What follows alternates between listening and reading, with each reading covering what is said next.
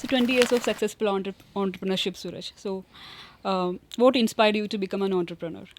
You know, from a very young age, I was always interested in looking at other aspects of, of a profession which is other than that what was available to us at that time. If you could time travel and go back to your past self, what would be that one, Advice that I'll give myself. I mean, about this entrepreneurship? I came at a time when there was not much opportunities. Yeah. So we had to take what we had to take, Hmm. right? So I wouldn't change anything. If your actions inspire others to dream more, do more, learn more, and become more, then you are a leader. Welcome to the very first episode of Leadership Junction. And today we are hosting Mr. Suraj Arugil, CEO of Nuvento, where he talks about, under his leadership, how Nuvento is making the new possible. Welcome, Suraj. Thank you, Rai. So, yeah. So, 20 years of successful entrepreneurship, Suraj. So, what inspired you to become an entrepreneur? You know, from a very young age, I was always interested in looking at other aspects of, of a profession which is other than that what was available to us at that time. So in the early 2000s, India had just opened up. There was still some small private sector jobs, but most of the jobs belonged to the government sector.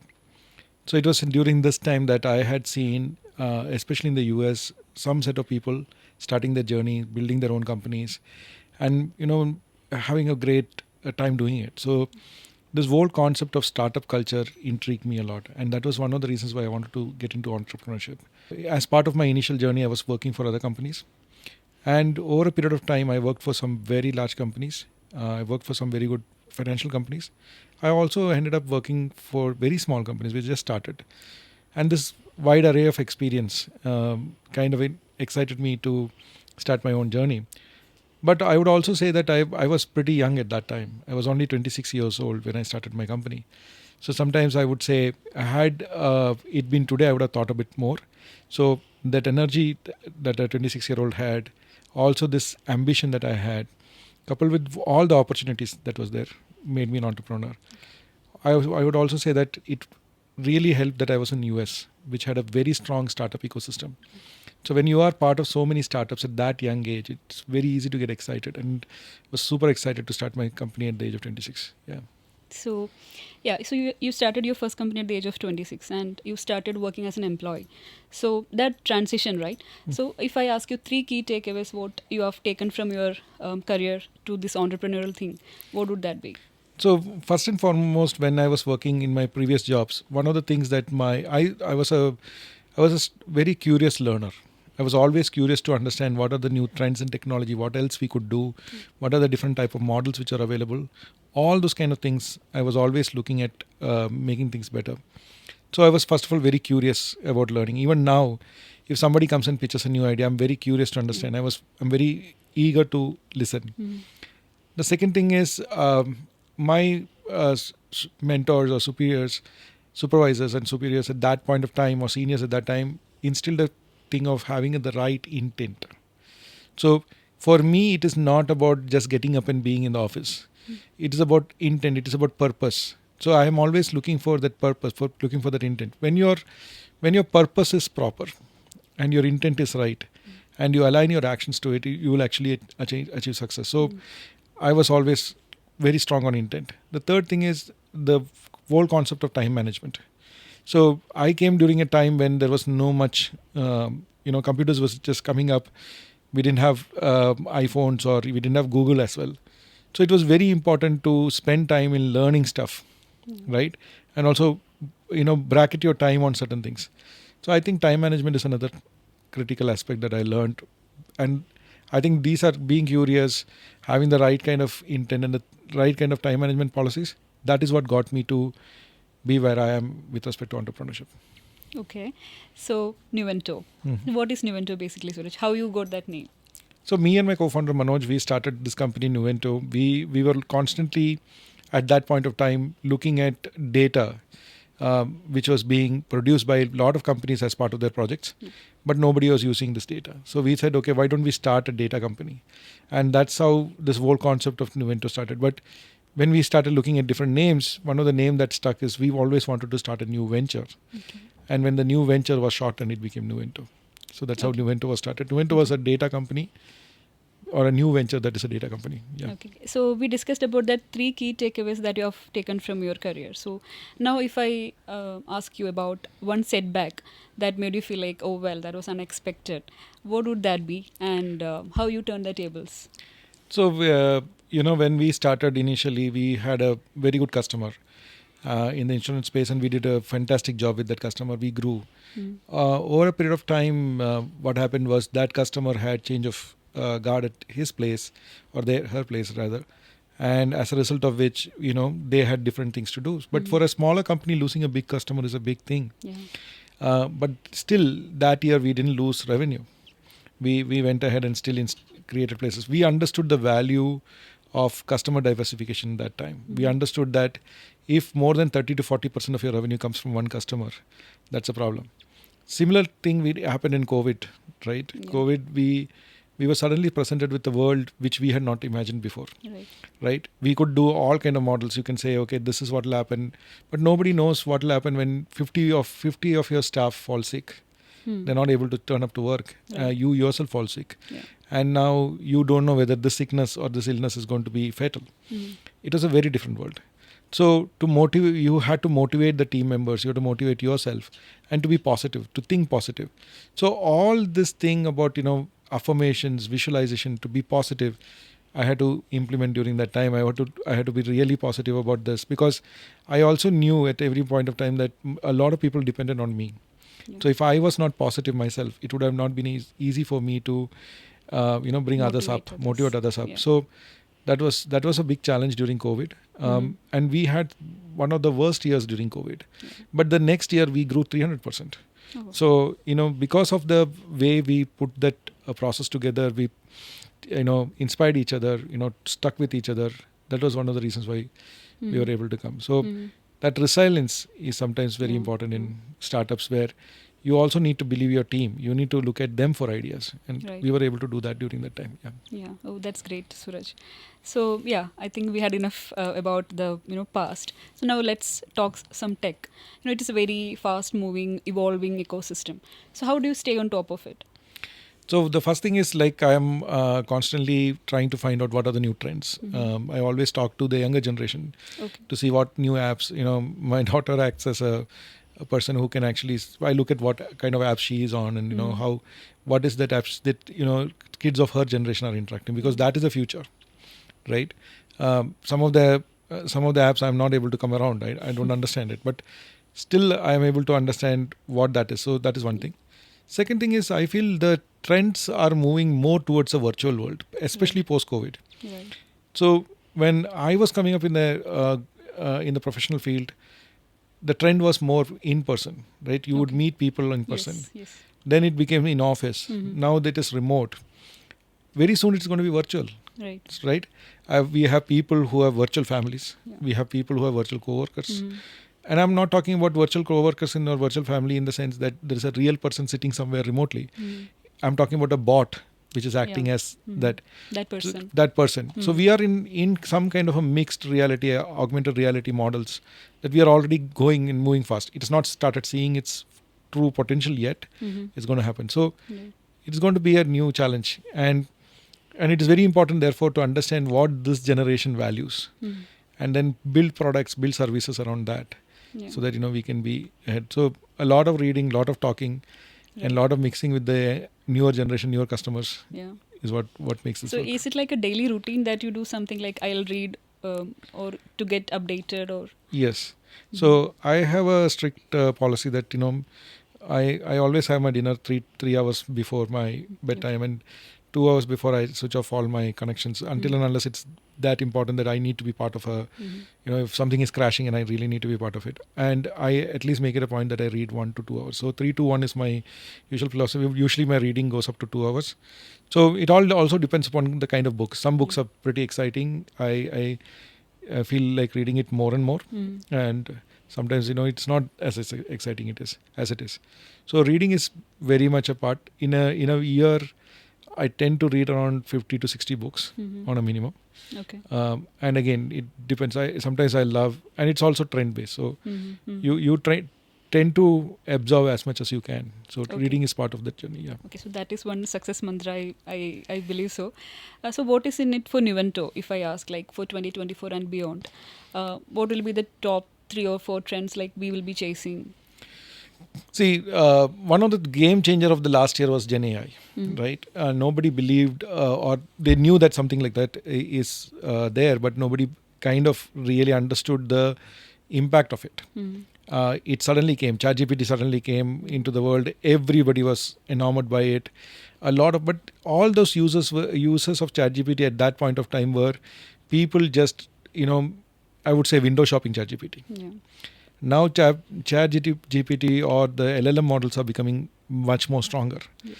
and so and AI is what Nuvento has been very strong on itself. Mhm. So 2024 onwards, our mission is to be an AI first company. We Okay. want to deliver AI. Mhm. We want to make something new with AI. So hence this whole co-branding capabilities that we are bringing to the Mhm. table, where we are saying making the new possible, Yeah. but we are making the new possible with AI. Mhm. Right. So we want to challenge the traditional models. We want to challenge the traditional methods of doing work, and bring in better capabilities with AI. So that is Mhm. where this whole concept of making the new possible with AI and being an AI first company. That's where Nuvento, you will see a lot around AI and automation, and AI being AI first as being our activities in the coming future. Yeah. So I hope that is one from that ABCD thing, because I've heard a lot about ABCD. So what exactly that means and what that means for the customers? See, companies come and they say that we are digital, Mhm. right? And when you say what is a digital presence, they obviously say they have social media channels, they do digital marketing, they have websites, or they have ABC. For me, a company to be truly digital needs to embrace ABCD, which stands for AI and automation. They should be heavily AI and automation driven. Second, they need to have strong business apps that can help them in managing their business models. Third thing is they should be on the cloud, Mhm. okay, progressively on the cloud. The fourth thing is they should be using data for making decision making. So Mhm. when you combine all this, that is when a company becomes digital, and that's where I coined this term digital ABCD. And we pursue digital ABCD. But if you look at it today, cloud is pretty much a very strong part of our Nuvento's journey. Data is there, Yeah. but the cloud and data actually feeds us into the AI and automation, Mhm. which then takes us to the business app. So we have a model towards how we want to do it. So that, but Okay. digital ABCD still remains as part of the activity. Okay. So we talked about that AI first approach, and we discussed now about the ABCD thing. So if I ask you about the priority, right, what it would be, like how you pick between these tech toys? So one of the things that we want to do is like I said, AI is going to be our topmost Right. priority, because we feel that every corresponding thing, whether it is business apps, cloud, or data, will have an AI component to it, Mhm. right? Either it'll be a component which will augment it. That means already it is there, and then AI is added to augment it, or AI will be used to drive it, Right. right? So because of that, and also because of their capabilities, especially around our product capabilities of docketry, we feel we are very strongly positioned there. Mhm. So AI and automation is going to be surely our top Yeah. priority Mhm. in the coming 2 years, Mhm. and that is where we want to focus. Okay. So let's talk more about AI, the A part of it, right? So in the adoption of AI, like if I ask you which milestone you are most proud of, and how that has transformed Nuvendo's capabilities. So we had always very strong AI capabilities, and we have been working on the AI landscape for almost 4-5 years now. Okay. Our initial customer used to be a sports and entertainment company, which basically wanted to use AI to detect uh, audiences, right? So let's say, for example, you are in a stadium, they want to detect that you have come, and they wanted to use computer vision and all the stuff, and they also wanted to do player image analytics. A lot of things, a lot of experiments were being conducted in AI. We were also using AI to do document searches and document consolidation, classification, a lot of things like that we were doing using AI. Okay. But that is the initial stages of AI. But our breakthrough AI project was a project with an agro company in India, Okay. which was actually sponsored by European Union. Mhm. So in that, the farmers of India, what we wanted them, every farmer in India today has access to a smartphone. Right. And India, the broadband speeds are phenomenal. So we wanted the farmer to take a picture of their produce Mhm. for us to give them a quality report. and this quality report is calculated at runtime. Mm-hmm. And we saw that the accuracy of the quality report is almost 95% as accurate Okay. as a real-time lab report. Mm-hmm. So when that happened, that is when we started thinking, okay, we can clearly use AI Mm-hmm.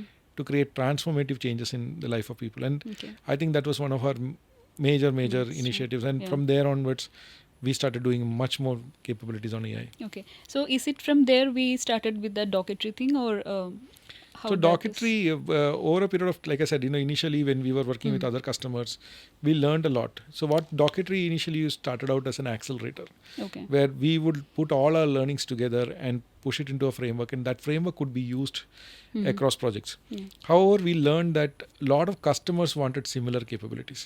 Okay. So a large part of today's document structure is very unorganized and unstructured. Mhm. So you have images, you have different type of images, JPEG, TIFF and others. You have Excel sheets. You sometimes have social media data. A series of unstructured data is available, Right. or you have blobs. Yeah. So docketry was able to take all that, go through it, read it, understand it, and make sense of it, and classify it, tag it, and stuff like that. Yeah. So that's how this transition from managing small computer vision data Mhm. to actually doing advanced OCR techniques started. But where we started seeing is, once we were able to do it, we were actually able to also automate a lot of user actions. Okay. So we started creating this concept of digital agents. Yeah. So where docketry is evolving is, it would be your, most probably tomorrow when you are sitting down and talking to a HR coworker, Mhm. that HR coworker will talk to you over a phone. Mhm. He or she will interact with you. He or she will answer your questions, maybe even ask you questions themselves. But all of them would be a bot. Okay, you mean that HR coworker will be an agent The or a bot? HR coworker is Okay, nothing but a machine. Okay. Okay. So we are already experimenting it Mhm. today. Okay. So so we may even price tomorrow where you have an option to possibly interview and employ a human, Mhm. or interview and employ a bot. Okay. So that is where docketry is going. And so it started from this computer vision to all the way where today we have digital coworkers and digital capabilities. So that has been docketry's journey. So Yeah. while our AI capabilities improved, docketry improved along with it, Mhm. and we were able to utilize that. We were kind of able to collaborate with both sides. Understood. Yeah.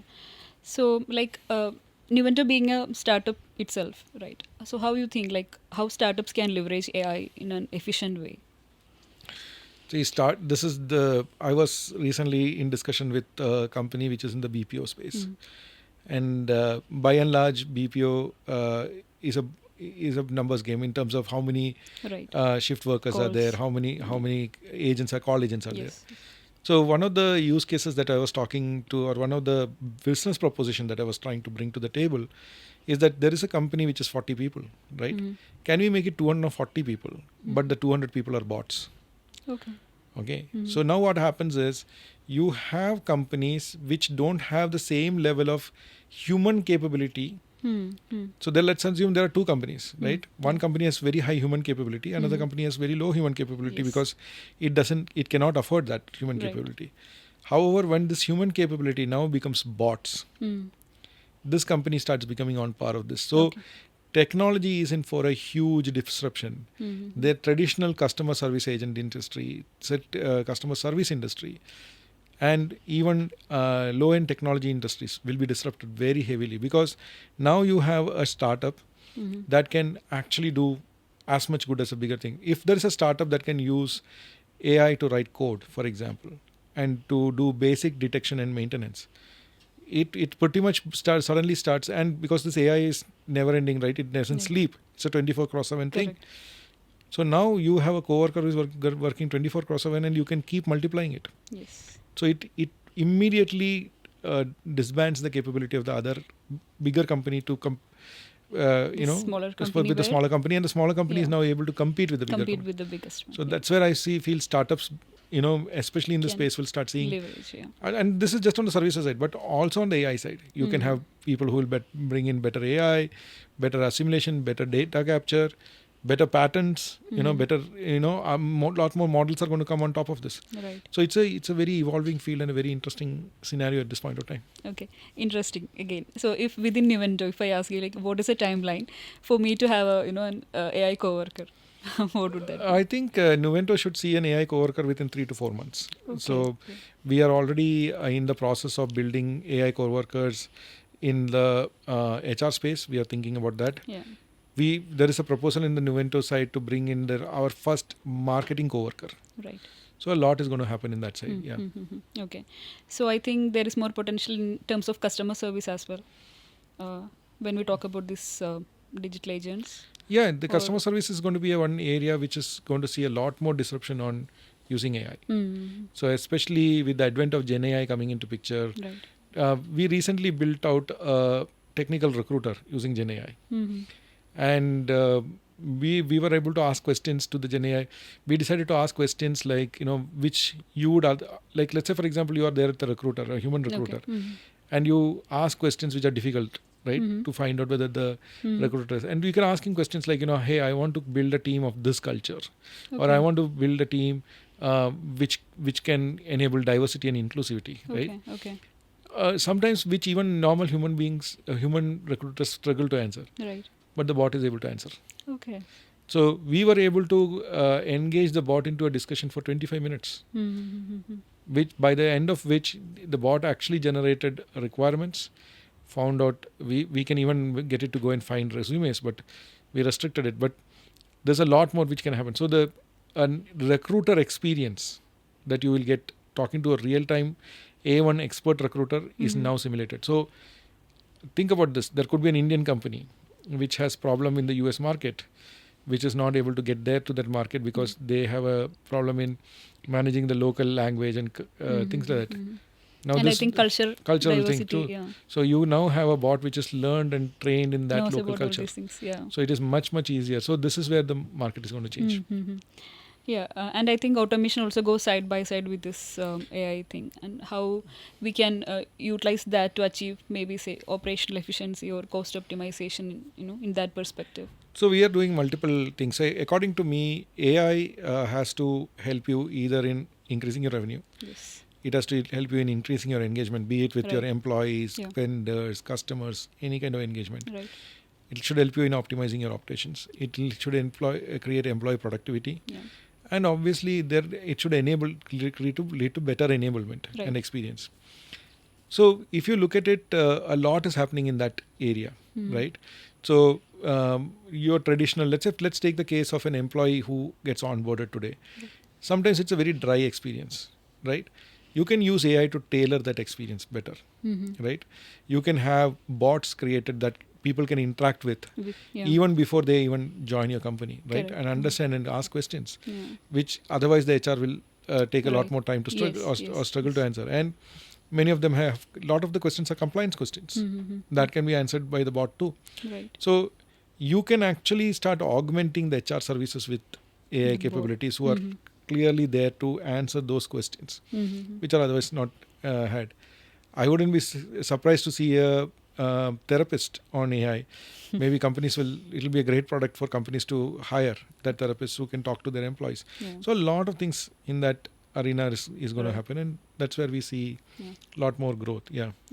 We are hearing a lot about you being investing in a digital marketing firm that leverages automation. So can we talk a bit more about it? Yeah, I'm looking at multiple companies for investment. I'm an angel investor in many companies too. And one of the things that what I feel is digital marketing or the marketing area in general can be largely AI driven. Mm-hmm. And how about having your next marketing coordinator who is an AI bot? So this is something that we are thinking about. Mm-hmm. We also feel that a lot of people do not know how to get into personal branding and how to increase their followership, how to basically jumpstart their journey towards putting their personal brand outside there. And we believe that AI can help, Yeah. right?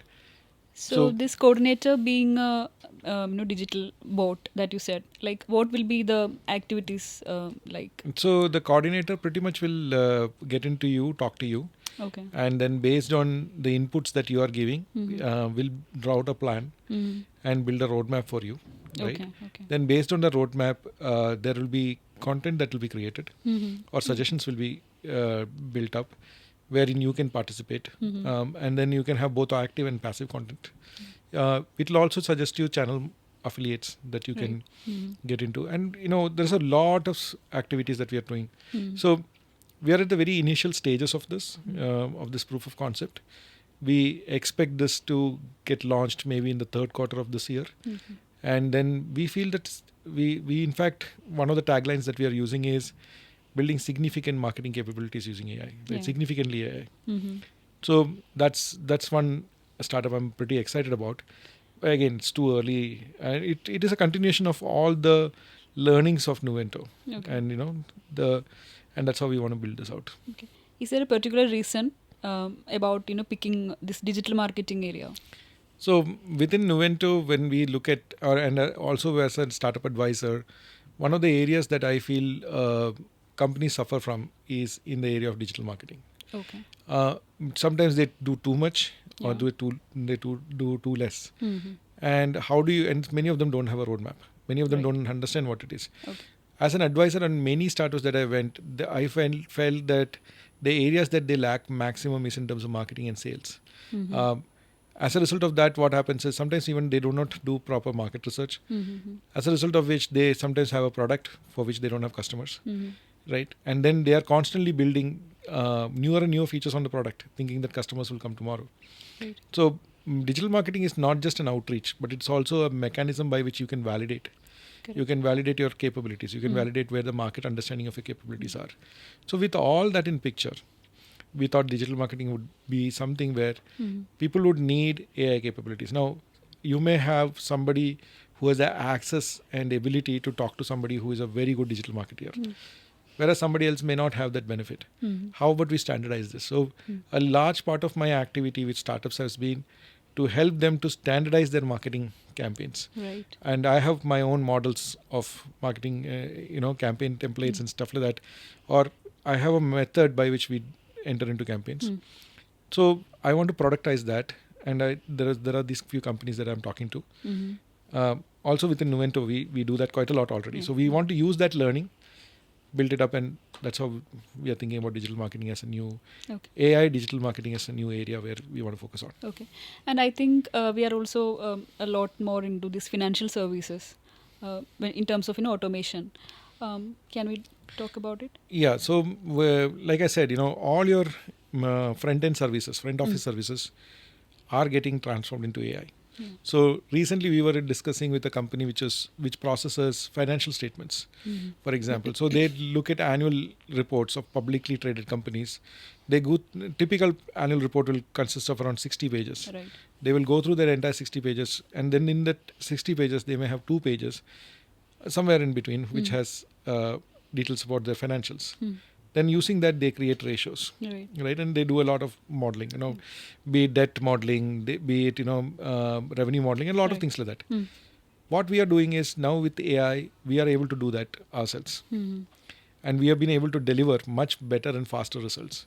Okay. So what we see is now the only challenge that we see in financial services companies is, since the transactions are higher in nature, it can sometimes present a challenge because your cost of worker versus bot kind of becomes almost equal, especially in countries like India. It's not so in US, but in countries like India.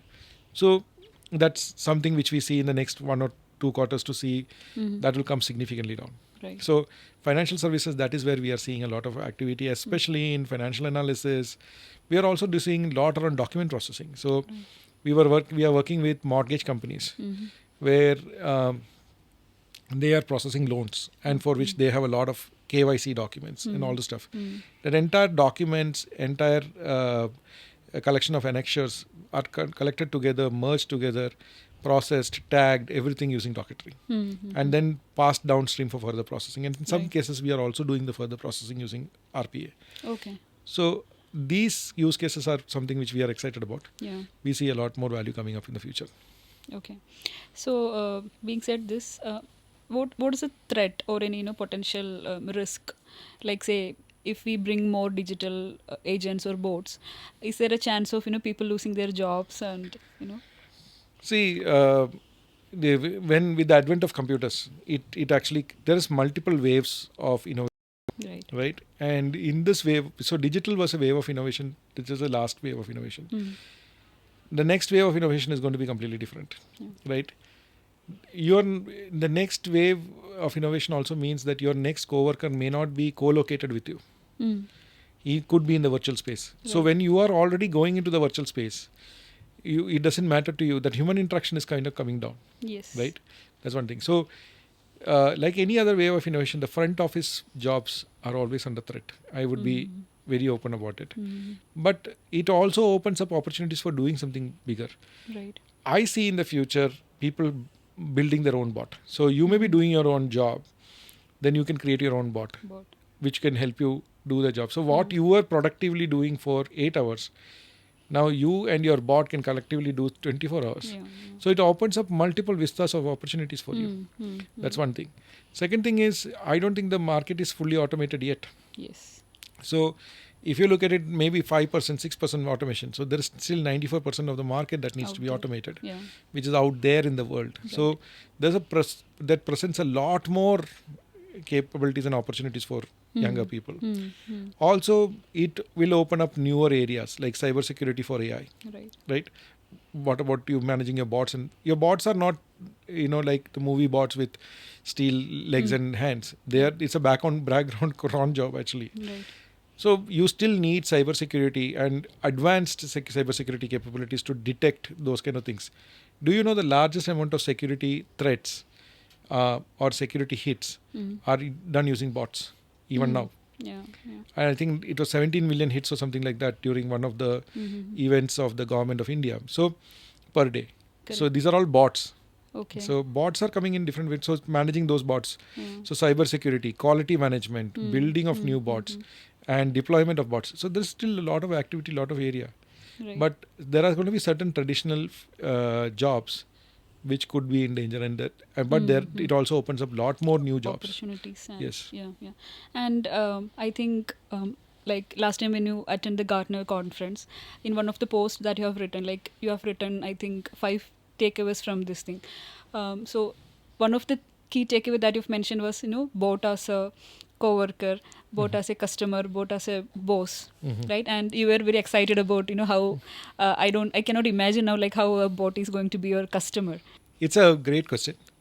I had a wonderful time at Gartner, and I did talk to a lot more people. The AI as a boss or bot as a boss is something which I think I am really interested in. But what we see is today there's a lot of new markets, right? For example, if you put a video on YouTube and it becomes viral, the reason why that virality pays is because when so many people view it, there are advertisers who are interested in advertising on that Right. platform. And as a result, the person putting the video is incentivized to put better videos. Now, what if that advertiser who is putting that advertisement is a bot? Making the logic. So let's say, for example, I decide as a customer that I have $100 and here is my bot, and it decides which videos I should participate in depending upon certain parameters that align with my KPI and strategies. So if I say that, okay, go search for these these videos in these regions, meeting these specific criterias and having this kind of response, start purchasing. The bot will come up with the bot will come up with suggestions. AI suggestions and stuff like that. So that could be where your actual customer is not the person who real is viewing it person. or the platform, but Yeah. actually the bot who is paying for it. Right. So that's where bot is. I'm just giving a higher level idea about bot as a service Okay. or bot as a customer rather. Yeah.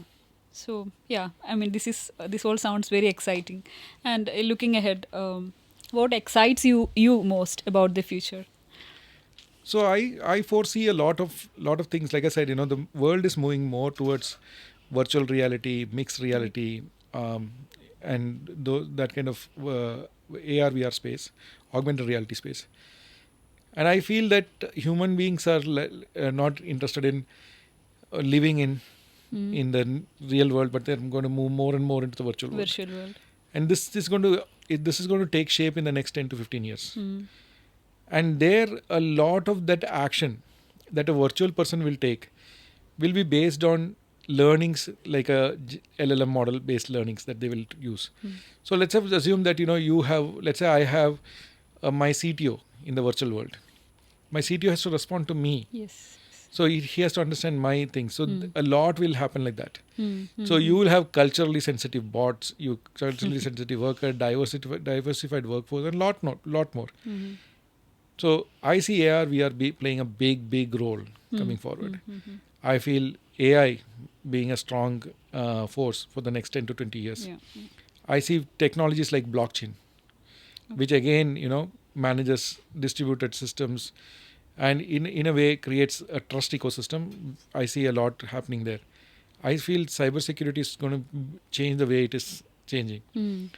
Also, if you look at our smartphones, the smartphone, the way you see it today, was maybe designed in 2005, 2006.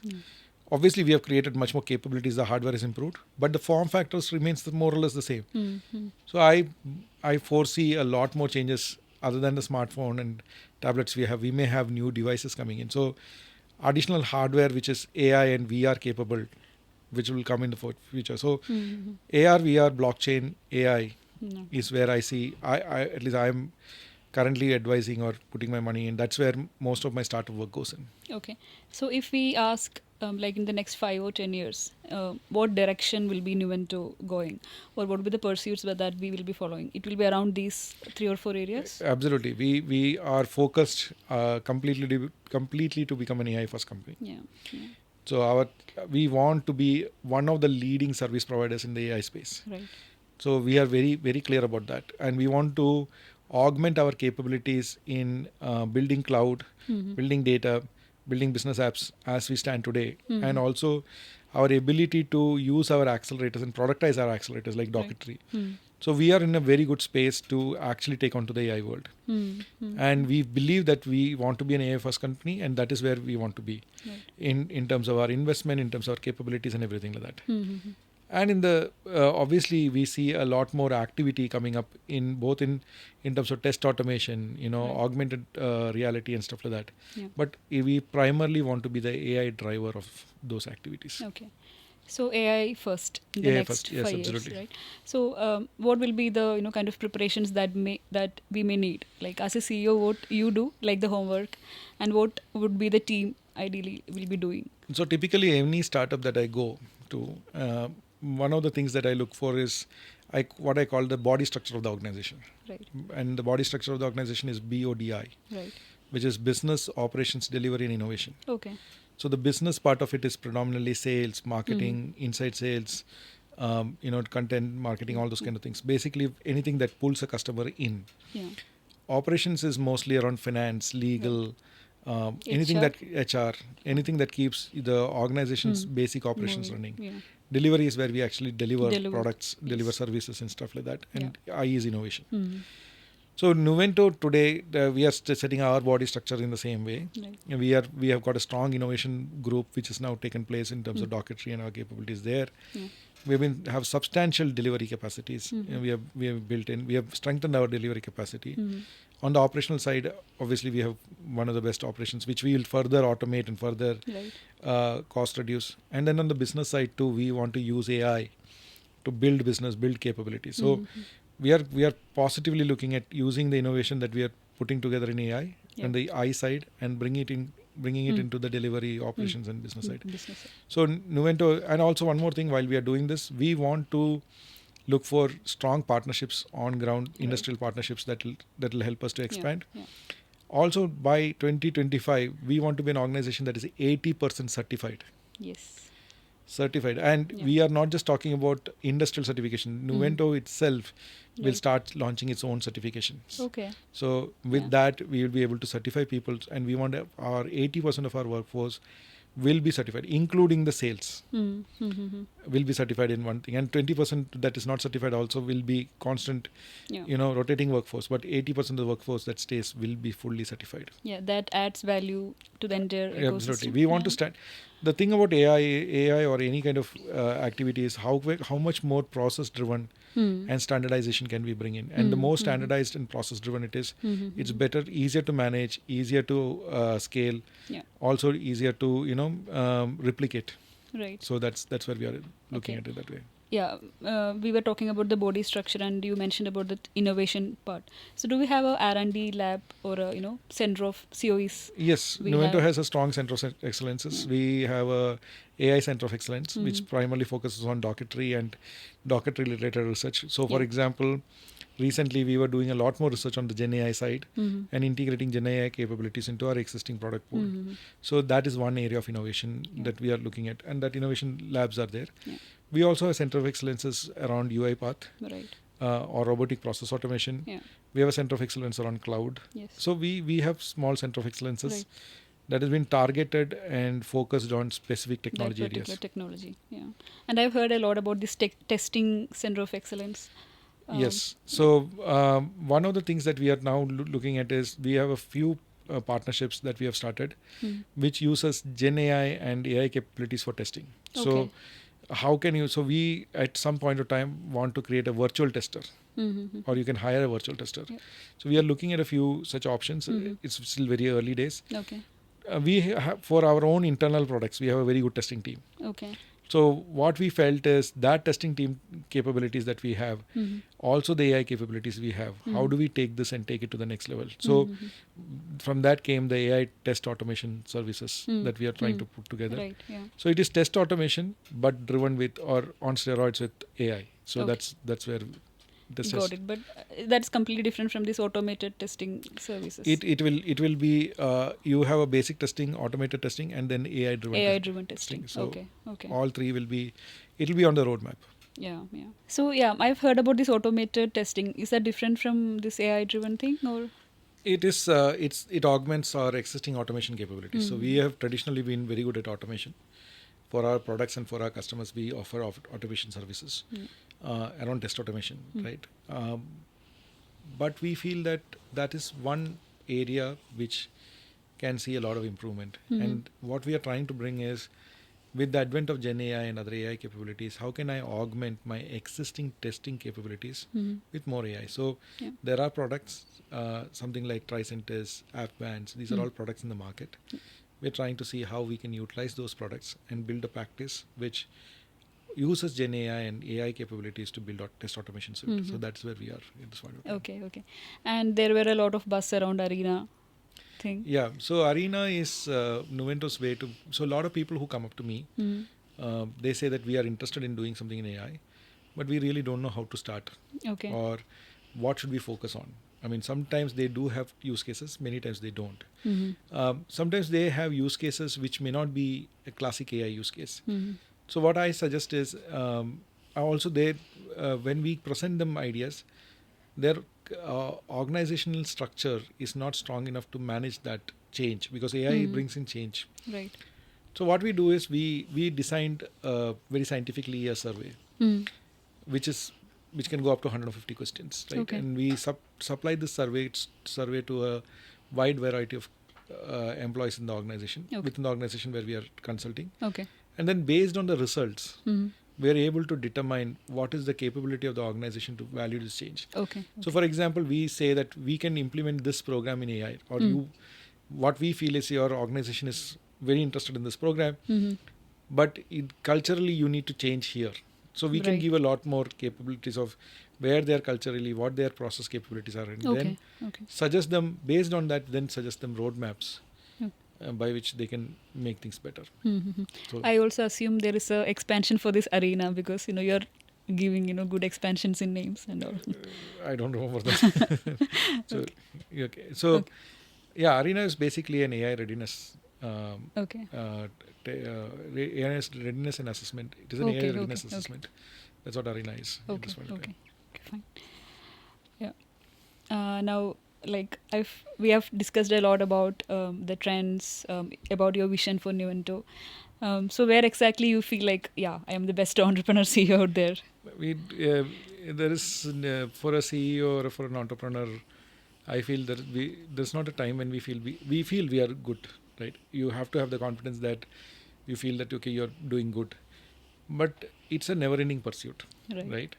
So um, when you start at zero, 1 million may make sense. Mm-hmm. You start at 1 million, 10 million will make sense. At Right. some stage, it will be 100 million, 1 billion. Yeah. So if your pursuit is towards saying that I am the best, no, that's not the whole concept is, did I end up doing what I started with? Mm-hmm. Did I meet my purpose? Mm-hmm. And then the rest of the things will follow. Right. Everything else will be a number game, Mm-hmm. right? So at some stage in my life, I have realized that it's about what I want to achieve, right? What I want to do, what my purpose is. Mm. So my purpose is to bring technology to in a way by which people can benefit, Mm. and also generate newer capabilities for my customers, right? Whether it initially was the way we used data Mm. to make their lives better, Yeah. later on using cloud to make things better, now then data and AI to make things better. So we want to realistically participate in helping our customer realize their things better using the power of technology, and the AI being in this case. So the rest everything comes along with it, right? So there's nothing for me. There's nothing called as a best CEO. A lot of people ask who is the best CEO in the world. There's no concept of best CEO. We are all running our own lanes in our own race, and yeah, some days we are the best. Some days we learn. Some days we become teachers. Some days we are the students. So there's It's a continuous journey, It is a learning continuous journey, process. and if the continuous journey doesn't happen, then there's no growth. Right. So we were discussing about that innovation part. So I had this question in my mind. Do you have a eureka moment? Wherein you are that sparked an innovation, something like that. Yes, Docketry was one such eureka moment. Where EduHealth is another eureka moment. I've also had felt that eureka moment when I have been angel investing in companies. Mm-hmm. Basically in Docketry's case too, we initially started purely as a company which can read some Read legal documents, Yeah. right? But then to think about this as a service, Hmm. and then now to think about this as a digital co-worker, Digital coworker. right? Right. So, and that thing came in because when we were working, we said, well, this is what a person is doing at the end of the day, right? So how can I now look at this digital coworker, and how do we create a digital coworker ecosystem, marketplace? Mm-hmm. So tomorrow, can I put a marketplace in which I can put a bot as a digital coworker? Mm-hmm. So that was a eureka moment. I mean, Yeah. so sometimes it does happen. Mm-hmm. I mean, this is something which is relatively new. Yeah. So I am remembering it, but there have been many such moments. Okay. Being a CEO of this tech company for more than 20 years now, and what's your success mantra, Suresh, when we talk about team building or team management? Like we all know, like building a dream team is like assembling Avengers, right? So what is your that mantra when that you use when you pick your leadership squad? I like the phrase assembling your Avengers. Avengers. Yeah, it's a super phrase, and yeah, I think You have a Thanos and yeah, I need to find I would need to find my Thor and Spider-Man and Hulk and everything. I'm not a big superhero believer because I believe there are superhumans rather than superheroes. Yeah. So one of the things that I look for in my team is, the first thing that I look for is an attitude, the intent. Mm-hmm. So all people that I hire, I look whether they have the intent to take on a problem head on, right? Are they somebody who are running away from a problem, or do they face the problem? Yeah.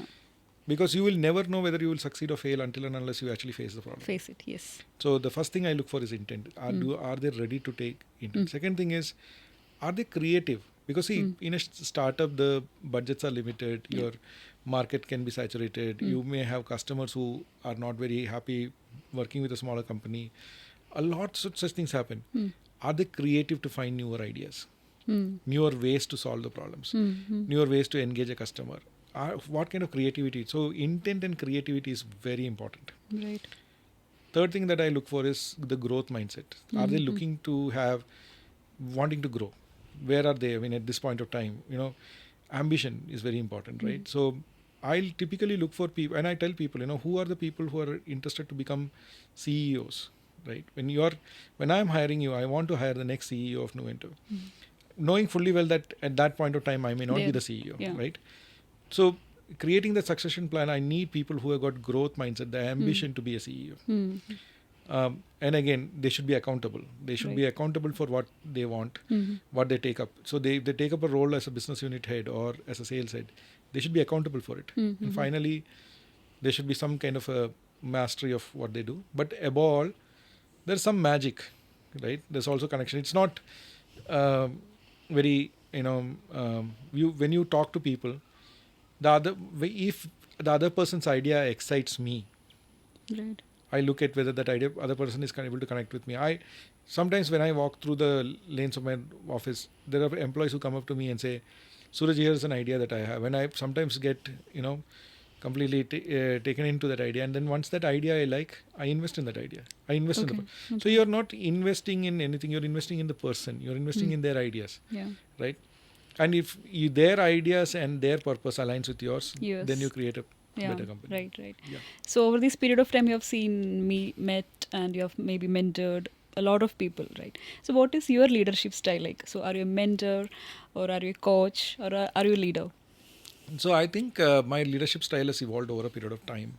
And today I am like I said, it's almost been 2 decades since I started entrepreneurship, and I started at a very young age.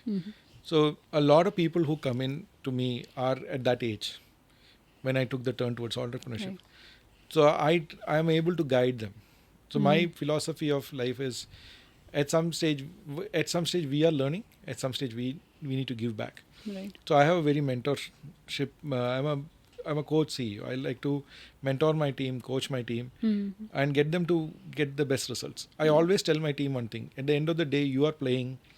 So if I can, let's say for example, I train you how to play football, and on the day when the ball comes to you, if you still look at me, then I have, as a coach, have failed. So my concept is, how can you, in that moment, meet that ball and score a goal? So my leadership style is more about being a mentor coach. I believe in that style of leadership. Correct. And I have seen a lot of workshops or accelerator programs that you are conducting for the team. So what is the basis of doing that, or is there any criteria that you follow, or? Yeah, so the thing is, like, the reason why we create so many workshops is there are 2-3 reasons to it. We used to do this quite a lot before also. Correct. But post-COVID, what has happened is people are in, like, for example, we used to have an office in Cochin, and we would have all our employees in Cochin. So it was much easier for everybody to interact with each other. And, because of that interaction, a lot of things get solved. Now you have somebody working in Delhi, somebody working in Mumbai, somebody is 3 people are in Jharkhand, 5 people are in New York City. How do you bring these people collectively under one platform? So it's very important at some point of time to bring people under smaller workshops. Yeah. And tell them that this is aligned, so that they understand who that other person is. Sometimes when we talk to people over the phone, we do not understand on what context is that he's operating. Right? But when you sit across the table and in a workshop, when you're discussing so in the workshop I typically split them into smaller teams. And when they start interacting with each other, they can suddenly kind of realize, okay, hey, this guy is coming and talking to me about this because of this experience that he has with the customer, and that experience may make a lot of difference, right? So that is where we feel that how these workshops help. So the idea of these workshops is to bring people together and then focus their attention on 5 to 10 items that they need to accomplish.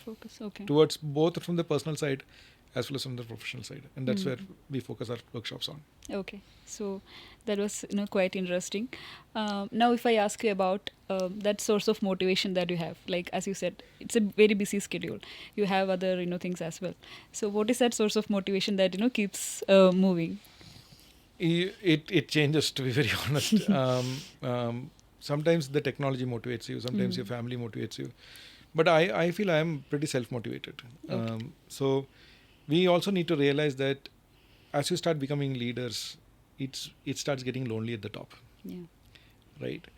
So there is you cannot find power from outside. You have to find that power within you. From inside. And when you find power from inside, you also need to find what motivates you. So for me, it could, there are times when I would get into deep meditation to kind of get away from everything. Sometimes I go and play a game of racquetball or something like that to, get my, or go for long walks. Okay. But above all, I've seen that when I talk to younger startups, it motivates me quite a lot. Because when you're seeing a new situation, see, like for example, it is like a tiger who is hunting, right? So when he's put into that environment, he again starts getting his this one. So for me, that's one of the reasons why I love working with startups on an advisory capacity or whatever capacity. Because when I see that happening, and that is where my life's bigger challenges were, and where my life's biggest learnings were. So I can impart that. So motivation, I feel very motivated when I work with younger startups, new ideas, even with my own company, new ideas. Yeah. But other than that, you have to find some level of self-motivation. For me, it is my routine of yoga, meditation, and reading that keeps me grounded and keeps me motivated. Okay. And how you take risks in life? There is no specific thing. We don't go to life by saying that we are by nature either risk averse or we are risk taking. So for somebody like me, for example, who has taken a lot of risk on the startup side, there are other areas of my life where I am very risk averse. So it is not necessary that I am risk taking everywhere. Yeah. Right. Professional. So for example, I don't go bungee jumping. I don't go parasailing. A lot of my friends do, because I'm not there from that perspective. So yeah, so there are areas that we take risk. So in the startup space, I take risk. Yeah. That is a risk I like because that's a risk I have managed before. But there are many other spaces where I don't take risks. So my concept is the risk taking comes from that idea should excite you so much. Okay. See, why does a person jump from the top of the sky from a plane, right? Because that idea excites him. Yeah. Right? Why do you try to climb? Because of the idea. So similarly in startup, the idea should excite you. Second thing is, if you have people who can be part of the journey, right? Yeah. That excites you, and then so it's an idea, it's the group, like-minded people coming in together. Yeah. And above all, what can you contribute? Correct. So you can get into a plane where everybody is jumping out of the plane and you're sitting in the plane. You're part of the idea, part of the group, but you're not participating. Not doing anything, yeah. Right? Yeah. So you have to participate. So same concept here. So when I see a good team, good idea, and my ability to participate, I am open to that risk. And that's how I take risk. And my risks are predominantly, like I said, in the startup world. I'm not at all an exciting person. I don't jump from the top of the mountain. I don't do any of those things. I'm a guy who goes and backs and reads books. I'm not those kind of CEOs who can do those kind of exciting stuff. But my idea of risk taking is more on the startup side, not much on the personal side. Okay. If I ask you like one personal goal or one professional goal that you strive to achieve in the coming year, what would those be? So the professional goal I do want to do is I want Nuvento to get to a stage where it becomes one of the top AI first companies, which is recognized for its capabilities in the space of AI. I also want to build capabilities in AI more on the digital agent side, which I feel very upbeat about. And I also want to get more into that startup advisory capability where I can be part of multiple more startups, right? Yeah. That's my professional side. So in the next 1 year, 1 to 2 years, it's more around AI first Nuvento, and also in the longer term, looking at how to look at coaching more people. On the personal side, I want to ensure that how my daughter's just gone to college, so I want to see what else can I do I'm in a new stage of my life. So I want to see how I can create more. We have all been taught how we should live our lives till the time we are 20, till the time we get a job. But nobody has taught us what should happen after that. Right? So I am exploring that side of my life.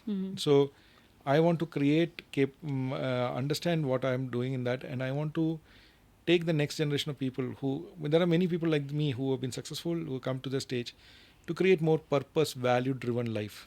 So in the next 2 years, I want to find that true purpose and create that value-driven life that can possibly inspire others to take up to that active living as Okay. they grow older. Okay.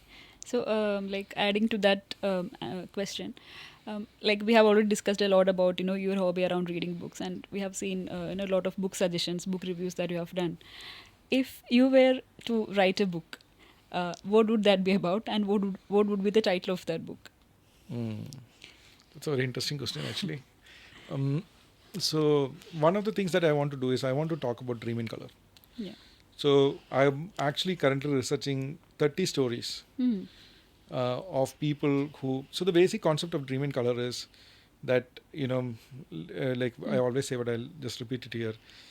A lot of people, when they come to me, first session that I do for startups is I ask people to Yeah. close their eyes and imagine that they are driving the car, Car. right? Yeah. The car of their choice. Mm. And everybody has a car. Somebody wants to drive a BMW, somebody wants to drive a Benz. All that is fine. Out of 5 minutes, I ask them one question. I ask them, which is this car? Mm. 60% of them don't know which car they are driving. Okay. Now, out of the 40% that knows which car they are driving, Mhm. doesn't know the color of the car. They don't know whether the steering wheel is on the left side. If they are in India, they may say right side or left side, depending upon which country Geography they there, belong to. yeah. Yeah. But if they're in the US, they may say one side, and each person says the other side is wrong. But whatever. If you ask them what is the color of the interiors, 80 to 90% doesn't know. It's only 5% people who are actually able to imagine the car, its color, its interiors, and out of that also only 1% is able to imagine what dress they are wearing. So that's the power of visualization. Right. So when you want to drive that car, so if you don't visualize all of these things, then you're not dreaming in color, you're dreaming in black and white. Black and white. Right? Yeah. So when you don't, so that it is very important to have that aspiration that you have matched with a visual imagery. Mm. Mm. So how can you get to that? I mean, startup also the same thing. So take the same question with the startup. 80% of the people don't know what they're doing. They want to do the startup because their friend has done a startup. Okay. Right? Sometimes some people want to do that because they have excessive money. A lot of things. Some Yeah, people have an yeah. idea, they don't know. Some of the only 5% of the startup, 5%, and that's the standard. Mm. Only 5% of the startups survive the third year. Right. 95% of them fail. Right. Because 95% of them were dreaming in black and white or whatever you want to call it. I mean, it's not always. Sometimes the market also plays a part. Difference. Like COVID was a big Yes. dampener on many people. Yes. Yes. But that's the thing. So so my whole concept is how do I analyze or work with you so that you can start dreaming in color. And so that first thing is I need to align your purpose. Mm-hmm. While all these people have dreamt about the car, color, there's this one.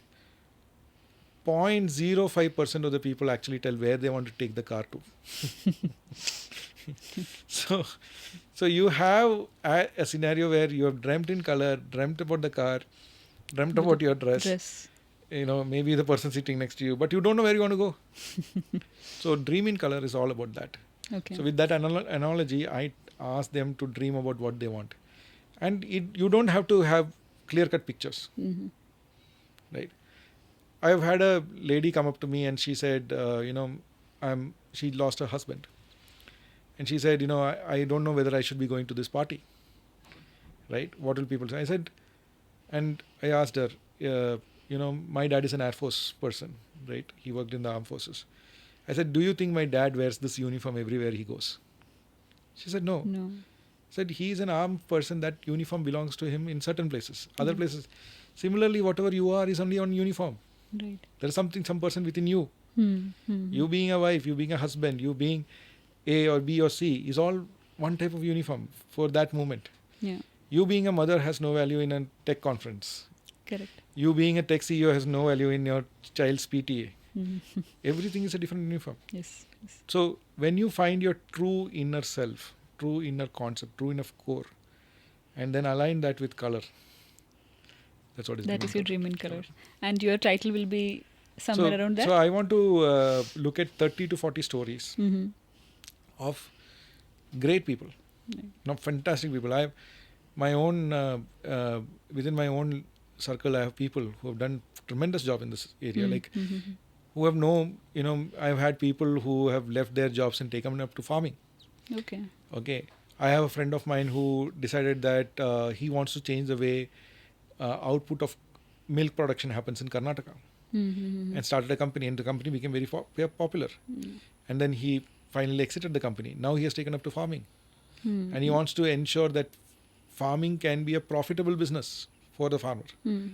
So he's using his power of data, AI, whatever, in building this for a 5-acre farm. Where he's doing this. So there are so many people doing so many different things. Yes. I've had a friend of mine who was into digital marketing, had an issue, he had to step aside, then decided to convert his traditional ancestral home into a Airbnb, and today has 15 such Airbnbs. So these are unique stories. These are not just about AI or this. It is about somebody having a challenge, somebody completely not understanding what that, and suddenly discovering their purpose through the challenge. Right. And when they do that, what they achieve is what is dreaming color. So I am currently researching a lot of such stories, and how to bring such stories together into a single book is what I am going to write. Okay. And we have discussed about practicing yoga, meditation, and all. So how does that help you in practicing mindfulness? Like being a CEO, it is like full of stress. How you manage this? So I am a practitioner of mindfulness and I am a practitioner of yoga. Primarily what happens according to, and this is from my limited knowledge, so I am not a guru, certified yoga guru to give you advice on this. But see, what happens is the human body is divided into multiple chakras. There are 8 chakras that are there in the body. The 3 chakras which are on the lower part of our body is primarily towards survival. Whether it is procreation, whether it is for food, for to keep your body together. That's what it is. The upper chakras are all about heart, your throat, which is regarding your thought process, with your head. So these chakras stimulate a lot of that activity. So whenever some people feel scared, they get scared, they feel it in their hearts, the chest side. Sometimes they feel it in their stomach. It's all different chakras that are activated. So what meditation does is it activates or aligns your chakra. So what I have seen is whenever I do yoga, especially when I do Surya Namaskar, and thereafter when I do meditation, it aligns me better. So how does that help? It's very difficult to describe unless you feel it, but you are able to visualize things better. You tend to become a bit more calmer about situations. Okay. So when you are younger and when you are growing up, you may have had, and I have had anxiety attacks and panic attacks. It also lets you overcome those kind of scenarios. You overcome your anger issues. So that is what I do. There's a great book by Joe Dispenza, Dr. Joe Dispenza. He's written a book called Being Supernatural. I think everybody should read it. It's a must read. I think there is a inner engineering book by Sadhguru that's also pretty good. Yeah. But it talks, essentially what they are talking about is how do I raise my energy to reach my upper levels so that it can realize better things than always be in survival mode. Okay. When you are in survival mode, your body is always in panic. How do you take yourself up above so that you can go beyond your superconscious? So that's what I do. So that's all this whole thing is. Yeah. And I have seen a very recent video that came from your LinkedIn account saying, disconnect to connect. So how often you practice that? I try to do it a lot. It is difficult, to be very honest with you. But I want to do that because sometimes nowadays, even when we are seeing a movie with our loved ones, we are together, but we are constantly scrolling on the phone. Our attention span is between the screen and the phone. Right? We are not disconnected. We are so connected. We are connected in that virtual world somewhere. I believe that we should disconnect. Right? So today during this thing I was saying I have not disconnected like this. So when I am disconnected, so when you get disconnected, you will feel sleepy. When you get disconnected, you will get bored. But that boredom is important too. When you get disconnected, you will also go try out something new, walk. Yeah. So I think I like doing that. So when I'm doing that, I don't want to think about what else is there. Right. Because there is nothing, we are not in that world where everything needs an immediate response. We need to get away from that. So I practice it a lot. That is your me time. Yeah, that's my me time. Okay. So what is that one quote that inspired you, all your life? There's been multiple quotes. Okay. I mean, I've been reading so much, so it's very difficult. Okay. So I think long back there was this quote which Gandhi had written. It said, "Be the change that you, be that change that you want to see in others." Seen others. Right. Mm. So that was pretty exciting, thing different, because I don't want to expect my team members or my fellow co-workers to do things which I don't want to do myself. Got it. So how can I be? So that's been my leadership style too. Yeah, I take yeah. things head on. I want to be the change.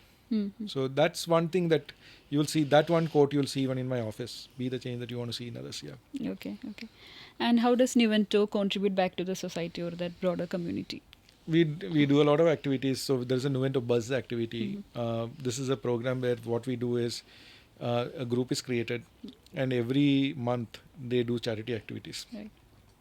This is a way by which employees themselves can participate in charity activities. So the group is independently selected. It doesn't have any management in it. So it is employees selecting the next 5 employees, and they decide which charity program they want to participate in, and they do some last mile charity. And Nuvento was at the forefront when the Kerala floods happened. We were at the forefront. We created kits Yeah. which we supplied to the people who were affected. We did a lot of work. Okay. So in a lot of ways, we also want to tell our employees that we are part of a bigger community. So our aim is to also ensure that while we are growing and thriving, the community around us also grows and thrives. Right. Yeah. Right. So, like, it's a completely different angle of this, the entire thing.